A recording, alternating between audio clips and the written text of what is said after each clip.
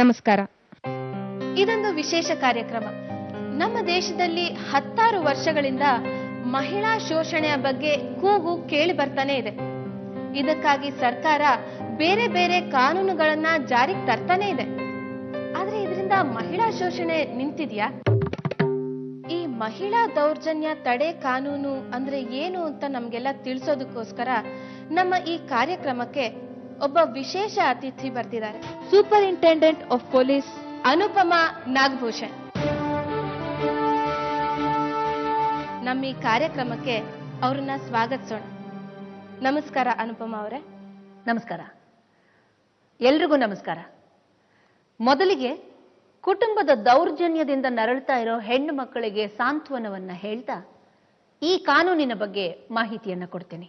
ಇದು ಕೌಟುಂಬಿಕ ದೌರ್ಜನ್ಯ ತಡೆ ಕಾಯ್ದೆ 2005. 1 ವರ್ಷದ ಹಿಂದೆನೆ ಇದು ಲೋಕಸಭೆಯಲ್ಲಿ ಮಂಡಿತವಾಗಿತ್ತು. ಈ ವರ್ಷದಿಂದ ಇದು ಜಾರಿಗೆ ಬರ್ತಾ ಇದೆ.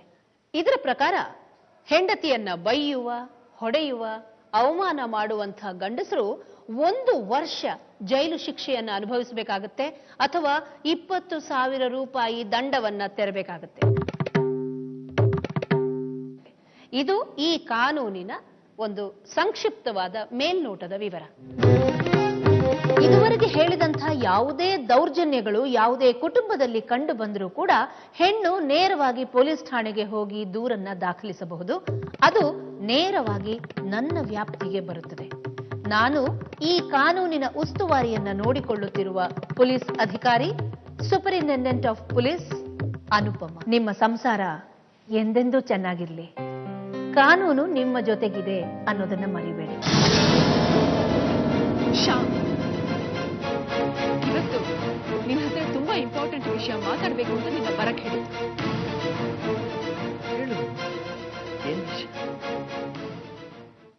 ಅದು ನಮ್ಮ ಫ್ಯೂಚರ್ ಬಗ್ಗೆ, ನಮ್ಮ ಮದುವೆ ಬಗ್ಗೆ. ಕೇಳಿಸ್ತಿದ್ಯಾ? ಕೇಳಿಸ್ತು. ಅಲ್ಲಾನು ನೀನೇ ಹೇಳಿದ್ಯಲ್ಲ, ಇನ್ನೊಂದಷ್ಟು ದಿನ ಮದ್ವೆಗಿದ್ರೆ ಏನು ಬೇಡ, ಆರಾಮಾಗಿದ್ಬಿಡೋಣ ಅಂತ. ಯಾವಾಗ ಹೇಳಿದ್ ನಾನು? 1.5 ವರ್ಷದ ಹಿಂದೆ. ನೀನು ಹಾಗೆ ಬಿಟ್ಬಿಟ್ರೆ ಇವತ್ತು ಬರ್ತೀನಿ ಅಂದೋನು ಮರ್ತ್ ಮನೆಗೆ ಹೋಗಿದ್ಯಾ, ನಾಳೆ ನನ್ನೇ ಮರ್ತ್ ಬಿಡ್ತೀನಿ. ಹಾಗೆಲ್ಲ ಏನಿಲ್ಲ. ಸರಿ, ಹಾಗಿದ್ರೆ ನನ್ನ ಒಂದಷ್ಟು ಕ್ವೆಶ್ಚನ್ಸ್ಗೆ ಇಮಿಡಿಯೇಟ್ ಆಗಿ ಆನ್ಸರ್ ಬೇಕು. ನಂಬರ್ 1, ನಿನಗೆ ನಿಜವಾಗ್ಲೂ ನನ್ನ ಮದುವೆ ಆಗೋದಕ್ಕೆ ಇಷ್ಟ ಇದೆಯಾ? ಅಯ್ಯೋ, ಖಂಡಿತ ಇದೆ, 100%. ಸರಿ. ನಂಬರ್ 2, ಈ ವಿಷಯನ ನಿಮ್ ತಾಯಿ ಹತ್ರ ಹೇಳಿದ್ಯಾ? ಅಲ್ಲ, ನಾನು ನಿನ್ ಬಗ್ಗೆ ಅಮ್ಮನ ಹತ್ರ ಹೇಳಿದ್ದೀನಿ ಅಂತ ಹೇಳಿದ್ನಲ್ಲ. ಸರಿ, ಮತ್ತೆ ಹಾಗಿದ್ರೆ ನಿಮ್ಮಮ್ಮನ ಒಂದ್ಸಲ ಮುಖಾಮುಖಿ ಭೇಟಿ ಆಗ್ಬಿಡ್ತೀನಿ. ಯಾವತ್ತು? ನಾಳೆ ಸಾಯಂಕಾಲ. ಸರಿ. ನೋಡು ಶ್ಯಾಮ್, ನಾಳೆ ಆಫೀಸಿಂದ ಇಬ್ರು ಒಟ್ಟಿಗೆ ನನ್ನ ಕಾರಲ್ಲಿ ನಿನ್ನ ಮನೆಗೆ ಹೋಗ್ತಿದ್ದೀವಿ. ನೀನೇನಾದ್ರೂ ಇವತ್ತಿನ ಹಾಗೆ ಮರ್ತು ನೀನೊಬ್ನೇ ನಿನ್ನ ಮನೆಗೆ ಹೋದ್ರೆ ನಾನು ನೇರವಾಗಿ ನಿನ್ನ ಮನೆಗೆ ಬಂದ್ಬಿಡ್ತೀನಿ. ಹೇಳಿದ್ದೀನಿ, ಬಾಯ್. ಈ ನಿಮ್ಮ ಪುರುಷ ಪ್ರಧಾನ ಸಮಾಜ ಅಂತೂ ಹೆಣ್ಣು ಮಕ್ಕಳಿಗೆ ಸಮಾನತೆಯನ್ನ ಕೊಡ್ತಾ ಇಲ್ಲ. ಕಾನೂನು ಆ ಕೆಲಸ ಮಾಡ್ತಾ ಇದೆ, ಮಾಡ್ಲಿ ಬಿಡಿ. ನೀವ್ಯಾಕೆ ಅದನ್ನ ನೆಗೆಟಿವ್ ಸೆನ್ಸ್ ಅಲ್ಲಿ ತಗೋತೀರಾ? ನಿಮ್ಮ ಕಾನೂನೇನೇ ನೆಗೆಟಿವ್ ಆಗಿರೋವಾಗ ನಾನು ನೆಗೆಟಿವ್ ಆಗಿ ತಗೊಳ್ಳೋದೇನು ಬಂತು?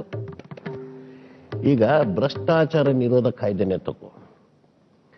ಲಂಚ ತಗೊಳ್ಳೋನಷ್ಟೇ ಲಂಚ ಕೊಡೋನು ಶಿಕ್ಷೆಗೆ ಅರ್ಹ ಅಂದ್ರು. ಏನಾಯ್ತು?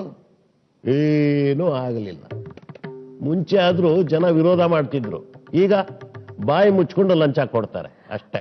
ಅಪ್ಪ, ಅದಕ್ಕೂ ಕುಟುಂಬ ದೌರ್ಜನ್ಯ ತಡೆ ಕಾಯ್ದೆಗೂ ತುಂಬಾ ವ್ಯತ್ಯಾಸ ಇದೆ.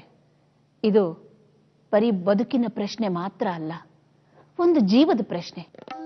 ಸೆನ್ಸಸ್ ಪ್ರಕಾರ ನಮ್ಮ ಭಾರತ ದೇಶದಲ್ಲಿ 70% ಹೆಣ್ಣು ಮಕ್ಕಳು ಶೋಷಿತರು. ಅದರಲ್ಲಿ ಕಡೆ ಪಕ್ಷ 100 ಜನಕ್ಕಾದ್ರೂ ಈ ಕಾನೂನಿನ ಉಪಯೋಗ ಆದ್ರೆ ಅದು ನನ್ನ ಮಟ್ಟಿಗೆ ಪ್ರೋಗ್ರೆಸಿವ್ ಸ್ಟೆಪ್.